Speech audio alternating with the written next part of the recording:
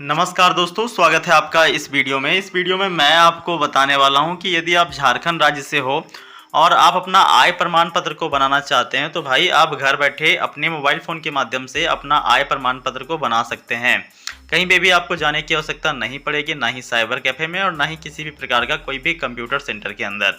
तो दोस्तों आप घर बैठे अपने फ़ोन के माध्यम से अपना आय प्रमाण पत्र बना पाएंगे और यकीन मानो 7 दिनों के भीतर आपका आय प्रमाण पत्र जो है वो बन जाएगा। ठीक है, डिपेंड करता है आपके ब्लॉक के जो कर्मचारी हैं, जो आपके सीआई हैं, सीओ हैं, वो कैसे हैं। ठीक है, जनरली जो है वो 7 से 10 दिनों के भीतर बन जाता है। ठीक है, तो चलो अब मैं आपको स्टेप बाय स्टेप प्रोसेस सिखा देता हूँ कि कैसे आपको आय प्रमाण पत्र अप्लाई करना है। ठीक है, तो दोस्तों इसके लिए सबसे पहले आपको अपने फ़ोन के अंदर गूगल या क्रोम ब्राउज़र को खोल लेना है।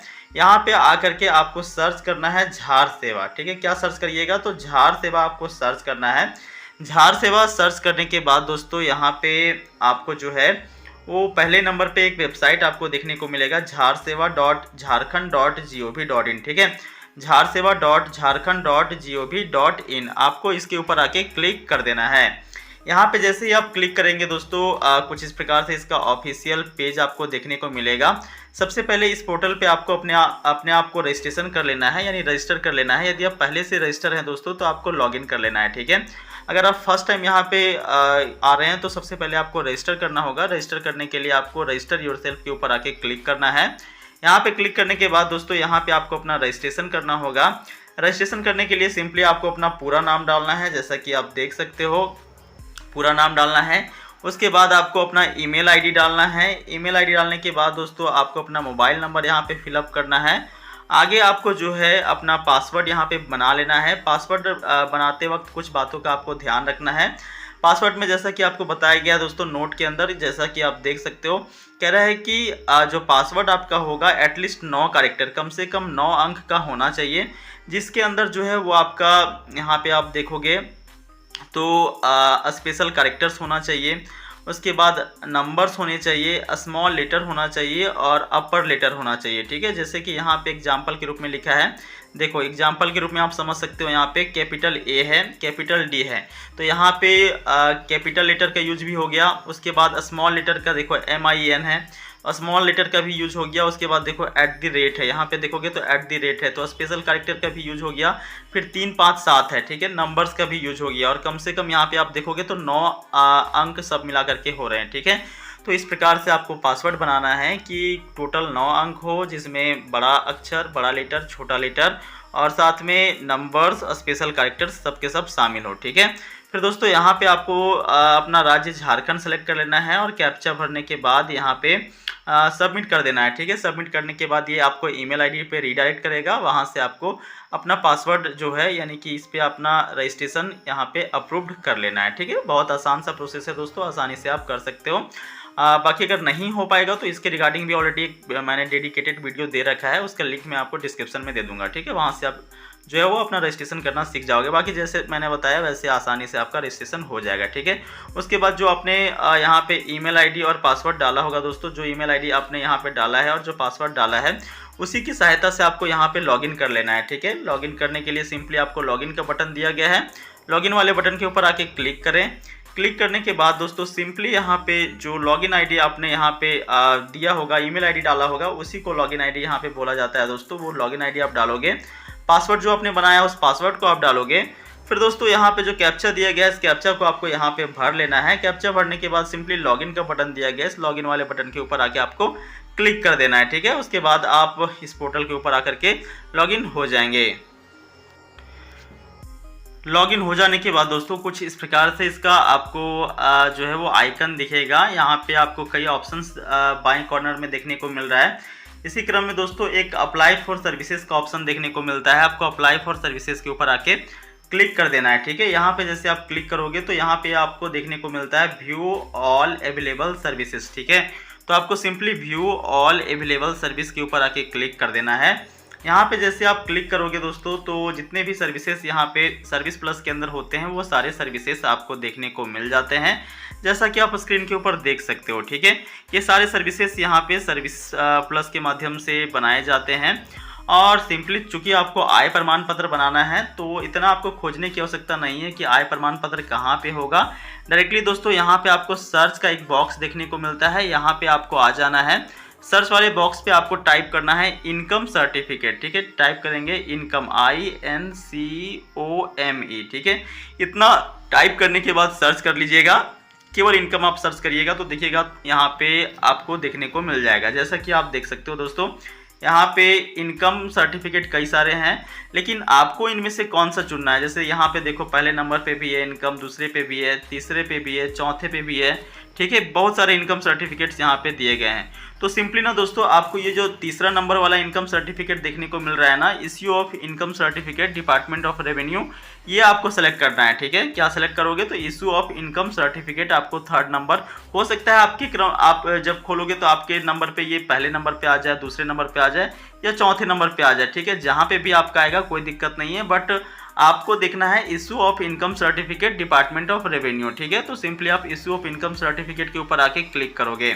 यहाँ पे क्लिक करने के बाद दोस्तों एक नया पेज आपको यहाँ पे रिडायरेक्ट कर दिया जाएगा, जहाँ से आप अपना इनकम सर्टिफिकेट को बना सकते हो। अब यहाँ पे सबसे पहले दोस्तों आप किस प्रकार से अप्लाई करना चाहते हैं, आप दो ऑप्शंस दिया गया है, नॉर्मल और तत्काल, ठीक है। देखोगे दोस्तों तो अगर तत्काल में आप अप्लाई करते हो तो उसके रिगार्डिंग आपको सपोर्टिंग डॉक्यूमेंट देना पड़ेगा कि तत्काल आपको क्यों ज़रूरत पड़ा, ठीक है। आपको कहीं इमरजेंसी है, आपका स्कॉलरशिप का इमरजेंसी है, कहीं गवर्नमेंट जॉब में देना है तो उसका आपको सपोर्टिंग डॉक्यूमेंट लगाना पड़ेगा और साथ में आपको मुखिया से साइन कराना पड़ेगा, ठीक है। बाकी अगर नॉर्मल में अप्लाई करना चाहते हैं दोस्तों तो सिंपली नॉर्मल वाले बॉक्स पे आप टिक करेंगे और फिर यहाँ के बाद प्रोसेस काफ़ी आसान है। सबसे पहले यहाँ पे आपको सैल्यूटेशन सेलेक्ट करना है। सैल्यूटेशन के अंदर आपको 3 ऑप्शंस दिए गए हैं दोस्तों, यहाँ पे श्री, श्रीमती और कुमारी, ठीक है। यदि आप लड़के हों तो श्री को सेलेक्ट करेंगे, यदि आप एक लड़की हो तो कुमारी सेलेक्ट करेंगे, यदि आप एक विवाहित महिला हैं तो श्रीमती सेलेक्ट करेंगे, ठीक है। तो यहाँ पे जो भी आप होंगे अपने अनुसार से सेलेक्ट करिएगा। उसके बाद आपको यहाँ पे अपना जेंडर सेलेक्ट करना है। फिर दोस्तों यहाँ पे अपना फर्स्ट नेम सेलेक्ट करना है, जो भी आपका फर्स्ट नेम होगा वो आप डालेंगे और फिर यहाँ पे अपना लास्ट नेम, जैसे कि एग्जाम्पल के जरिए मैं आपको समझाने का प्रयास करता हूँ। जस्ट फॉर एग्जाम्पल मेरा नाम पवन कुमार है, ठीक है। तो PAWAN पवन, यहाँ पे मैंने यहाँ फर्स्ट में लिखूंगा, ठीक है। और लास्ट के अंदर मुझे क्या लिखना होगा तो कुमार, ठीक है, कुमार लिखना होगा। तो इस प्रकार से आपको फर्स्ट नेम और लास्ट नेम आपको यहाँ पे डाल देना है, ठीक है। मान लो किसी का मिडल नेम भी होता है, जैसे मान लो मान लो मेरा नाम पवन कुमार कुशवाहा है, ठीक है। तो मैं पवन यहाँ पे फर्स्ट में लिखूंगा, कुमार मिडिल में लिखूंगा और कुशवाहा मैं लास्ट में लिखूंगा, ठीक है। तो इस प्रकार से आपको फर्स्ट नेम, मिडिल नेम और लास्ट नेम सेलेक्ट कर लेना है। फिर दोस्तों डेट ऑफ बर्थ सेलेक्ट करना है। डेट ऑफ बर्थ सेलेक्ट करने के बाद आपका एज यहाँ पे आपको डालना होगा कि कितना आयु आपका हो रहा है। उसके बाद आपको मोबाइल नंबर यहाँ पे डाल देना है, ठीक है। मोबाइल नंबर डाल देना है। एक बात मैं आपको और क्लियर कर दूं दोस्तों, देखो जो ये स्टार मार्क्स लगा हुआ है, ठीक है, यहाँ पे देखोगे स्टार मार्क्स लगा हुआ है, तो जहाँ जहाँ पे भी आपका स्टार मार्क्स लगा होगा उसको भरना जरूरी होगा और जहाँ जहाँ पे स्टार मार्क्स नहीं लगा होगा उसको आप खाली छोड़ सकते हो, ठीक है। फिर देखो अप्लाइंग फॉर लिखा हुआ है दोस्तों, तो फ्रेश सर्टिफिकेट है, हायर लेवल सर्टिफिकेट है, तो आप ना फ्रेश सर्टिफिकेट वाले बॉक्स पे टिक करना, ठीक है। फ्रेश सर्टिफिकेट वाले बॉक्स पे टिक करना। उसके बाद दोस्तों यहाँ पे इनकम एफिडेविट डिटेल्स लिखा गया है, तो इसे आप खाली छोड़ दोगे, जैसा कि मैंने आपको पहले बताया, यहाँ पे स्टार मार्क्स नहीं लगा है, ठीक है। ऑथराइजेशन ऑफिसर डेजिग्नेशन यहाँ पे लिखा है, ऑथराइजेशन ऑफिसर डेजिग्नेशन, तो कौन से ऑफिसर से आप बनाना चाहते हो, तो देखो यहाँ पे 3 ऑप्शन है दोस्तों, circle officer, sub divisional officer और डिप्टी कमिश्नर। तो सबसे पहले आपको सर्कल ऑफिसर से बना लेना है। अगर आप सर्कल ऑफिसर से बनाओगे तभी आपका ये हायर लेवल का सर्टिफिकेट यानी एसडीओ से और डिप्टी कमिश्नर या डीसी से बनेगा, ठीक है। तो फर्स्ट ऑफ ऑल आपको सीओ से बना लेना है और फिर सर्टिफिकेट में आके टिक करना है, ठीक है। तो यहाँ पे आपको सीओ सेलेक्ट कर लेने हैं। फिर आपको यहाँ पे रिलेशंस डिटेल्स डालना है, ठीक है, रिलेशंस डिटेल्स डालना है। तो सबसे पहले एप्लीकेंट इज लिखना है। एप्लीकेंट इज में आप क्या डालोगे दोस्तों, तो यहाँ पे देखो आप मान लो लड़के हो तो सन डालोगे, लड़की हो तो डॉटर यहाँ पे सेलेक्ट करोगे, यदि आप विवाहित महिला हो तो आप वाइफ सेलेक्ट करोगे, ठीक है। तो ये चीज़ आपको ध्यान रख लेना है। और फिर आपको यहाँ आगे देखो सेलेक्ट सैल्यूटेशन, ठीक है। सेलेक्ट सैल्यूटेशन में आप सेलेक्ट कर लेना, जैसे कि मान लो आप अपने पिताजी का डिटेल डालना चाहोगे तो श्री डाल देना, अपनी माँ का डिटेल डालना चाहोगे तो श्रीमती डाल देना, या फिर किन्हीं और का डालना चाहोगे तो कुमारी डाल देना। ठीक है, जस्ट फॉर मैं एग्जांपल, मैं सन हूँ बेटा, तो मैं श्री डालूंगा और यहाँ पे मैं अपने पिताजी का डिटेल्स डाल दूंगा। फर्स्ट नेम के अंदर पिताजी का नाम और मिडिल जो भी हमारे पिताजी का नाम होगा वो अपना first name, middle name, last name, जिस प्रकार से मैंने आपको शुरू में बताया था उसी प्रकार से मैं डाल लूँगा। ठीक है, आप अगर लड़की हो तो उसी प्रकार से आप यहाँ पे अपना डिटेल डाल देना, अपने पिताजी का डिटेल जो है वो डाल देना। ठीक है, यहाँ पे आप यदि विवाहित महिला हो तो अपने पति का यहाँ पे डिटेल डाल दोगे। ठीक है, बाकी आगे देखो प्रेजेंट एड्रेस लिखा हुआ है। प्रेजेंट एड्रेस के अंदर यहाँ पे आपको ध्यान रखना है कुछ बातों का। प्रेजेंट एड्रेस वह एड्रेस होता है जहाँ पे अभी आप वर्तमान में रह रहे हैं। ठीक है, जैसे कोई लोग जो है, जैसे मैं मान लो कि झारखंड से हूँ। ठीक है, झारखंड से हूँ, अब मान लो कि मैं काम करने के उद्देश्य से जॉब मेरा जो है वो कहीं और हो गया। ठीक है, जस्ट फॉर एग्जांपल मान लो मेरा जॉब जो है वो यहाँ पे गुजरात में हो गया। ठीक है, जस्ट फॉर एग्जांपल, तो मैं प्रेजेंट एड्रेस गुजरात का डालूंगा यहाँ पे। ठीक है, बाकी यदि मेरा प्रेजेंट एड्रेस और परमानेंट एड्रेस यानी कि जहाँ पे हमारी जन्म हुई है, आज भी हम वहाँ पे हैं, तो वहीं का एड्रेस कंप्लीट हम डालेंगे। ठीक है, तो इस प्रकार से जो भी आपका प्रेजेंट एड्रेस होगा यहाँ पे आप कंप्लीट भरोगे। अपना देश, कंट्री सेलेक्ट करना है, भारत अपना राज्य सेलेक्ट करना है, यहाँ पे अपना डिस्ट्रिक्ट सेलेक्ट करना है, सब डिवीजन आप सेलेक्ट करोगे, पोस्ट ऑफिस सेलेक्ट करोगे, पुलिस स्टेशन यहाँ से आपको सेलेक्ट कर लेना है, मतलब डाल लेना है। ठीक है, ये सब तो आपको ऑटोमेटिकली सेलेक्ट करने के लिए दिया जाएगा, बाकी ये सब आप डाल लोगे। ठीक है, फिर आपका जो लोकेशन है वो कौन से क्षेत्र में आता है, ग्रामीण क्षेत्र है, म्यूनिसिपैलिटी है, या फिर म्यूनिसिपल कॉरपोरेशन है, या एनएसी है, नोटिफाइड एरिया काउंसिल है, जिस प्रकार का भी आपका लोकेशन होगा वो आप सेलेक्ट कर लेंगे। कंटेनमेंट बोर्ड होगा तो वो आप सेलेक्ट कर लेंगे, जो भी होगा। ठीक है, पिन कोड यहाँ पे आपको डाल लेना है। पिन कोड डालने के बाद दोस्तों यहाँ पे आपको परमानेंट एड्रेस डालना है। परमानेंट एड्रेस में आपको यहाँ पे यदि सेम होगा, प्रेजेंट एड्रेस और परमानेंट एड्रेस यदि आपका सेम होगा तो आप यहाँ पे सेम यस कर लेना। ठीक है, आपका ऑटोमेटिकली डिटेल्स ऊपर से आकर के ये सारा फिल हो जाएगा। यदि आपका अलग होगा तो फिर आप अलग यहाँ से कंप्लीट डिटेल्स जो है वो डालोगे। ठीक है, उसके बाद दोस्तों यहाँ पे इनकम डिटेल्स आप डालना है। अब यहाँ पे थोड़ा सा आपको ध्यान रखना है इनकम डिटेल्स। जैसे मैं अपना बताऊँ तो मेरे केस में मान लो कि इनकम हमारा जो है वो खेती बाड़ी से, फार्मिंग से 1 लाख रुपया है। ठीक है, तो मैं यहाँ पे बॉक्स के अंदर डालूंगा कितना, 1 लाख डालूंगा। ठीक है, 1 लाख डाल दिया। अब यहाँ पे मेरा ऑक्यूपेशन जो है एनुअल इनकम ऑक्यूपेशन, मतलब किसी और दूसरे पैसे से 0 है। उसके बाद कोई बिजनेस से भी हमारा 0 है। उसके बाद यहाँ पे कोई अदर सोर्सेज से भी हमारा 0 है, यहाँ भी 0 है। ठीक है, तो ये सारा हमारा 0 है। आपका कुछ होगा तो आप यहाँ पे डाल लेना। ठीक है, केवल मेरा फार्मिंग से 1 लाख रुपया है। ठीक है, तो फार्मिंग से हमारा 1 लाख है तो 1 लाख मैं यहाँ पे डाल दूंगा।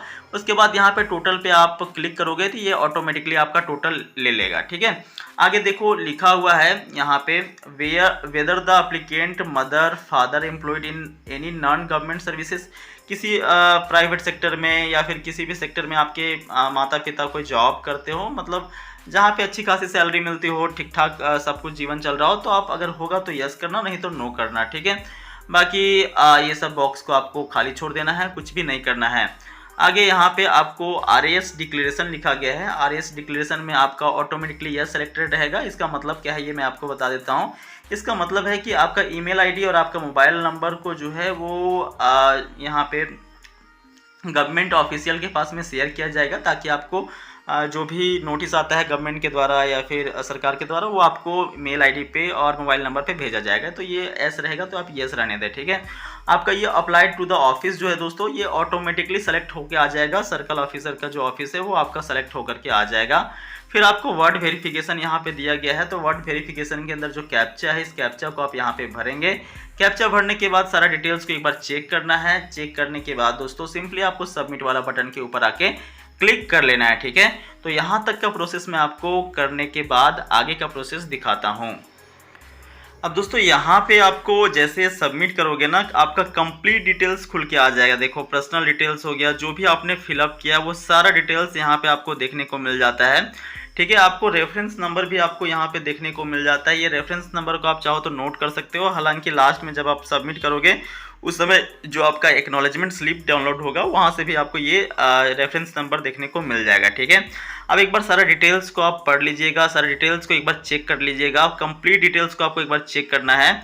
चेक करने के बाद यदि सब कुछ आपका सही रहा दोस्तों, तो सिंपली आप यहाँ से अटैच एनेक्सर के ऊपर क्लिक करेंगे। ठीक है, यदि किसी भी प्रकार का कोई आपको गड़बड़ी लगता है या फिर आपने कुछ गलत फिलअप कर दिया है, तो ऐसी स्थिति में आपको एडिट का बटन देखने को मिलता है। सिंपली आप एडिट वाला बटन के ऊपर क्लिक करके उसे सुधार लेंगे। ठीक है, तो हमारा सारा डिटेल्स यहाँ पे सही है दोस्तों। तो मैं अटैच एनेक्सर के ऊपर आके क्लिक कर लेता हूँ। अब दोस्तों यहाँ पे देखोगे तो जैसे अटैच एनेक्सर के ऊपर आप क्लिक करते हो, दो ऑप्शंस, दो इनक्लोजर्स यहाँ पे खुल के आता है। देखो अटैच इनक्लोजर्स का साइन है यहाँ पे, एक आपका सैलरी स्लिप है दोस्तों और एक आपका इनकम रिलेटेड एफिडेविट है। ठीक है, तो सैलरी स्लिप के अंदर यहाँ पे जो है वो आपको अपना आधार कार्ड डालना है। क्या डालोगे? तो सैलरी स्लिप के अंदर आपको अपना आधार कार्ड डालना है। आधार कार्ड अपना PDF फॉर्म में डाल दीजिएगा, कोई दिक्कत नहीं होगा। आधार कार्ड आपको डाल देना है। उसके बाद दोस्तों इनकम रिलेटेड एफिडेविट लिखा गया है। ठीक है, इनकम रिलेटेड एफिडेविट लिखा गया है, तो इसके अंदर आपको एफिडेविट डाल देना है। अब एफिडेविट के अंदर आपको क्या डालना है वो मैं आपको बता देता हूँ। एक आपको सेल्फ डिक्लेरेशन ले लेना है। ठीक है, जो मैं आपको दिखा रहा हूँ, थोड़ा सा वेट करो। देखो दोस्तों कुछ इस प्रकार से आपको सेल्फ डिक्लेरेशन का फॉर्म नज़दीकी कोई भी कंप्यूटर सेंटर होगा या फिर साइबर कैफे होगा, वहाँ से ले लेना है। ये देखो सेल्फ डिक्लेरेशन इसमें लिखा रहता है। ठीक है, कुछ डिटेल्स मैंने यहाँ से हाइड कर दिया है सिक्योरिटी रीजन से। तो ये देखो सारे डिटेल्स इसमें रहता है। यहाँ पे आपको अपना नाम डालना होता है, यहाँ पिता का नाम डालना होता है, यहाँ पे एज डालना होता है, यहाँ रिलीजन, यहाँ पे आपका पेशा क्या है और यहाँ पे ग्राम। ठीक है, उसी प्रकार से यहाँ पे नाम, अपने पिताजी का नाम, एड्रेस, अपना खाता नंबर, प्लॉट नंबर और फिर अपना विलेज का नाम। ठीक है, और उसके बाद कौन से जाति से है वो आप हो वो डालना है। जैसे मैं कोयरी कुशवाहा से हूँ तो मैं कोयरी कुशवाहा यहाँ पे लिखूँगा। आगे जैसे फैमिली इनकम कितना है, कितना इनकम का आप बनाना चाहते हैं, ये आपको डाल देना है। और यहाँ पे आपको अपना वंशावली बनाना है। ठीक है, वंशावली आप यहाँ पे जो बड़ा सा बॉक्स दिया गया है इसमें वंशावली डालोगे।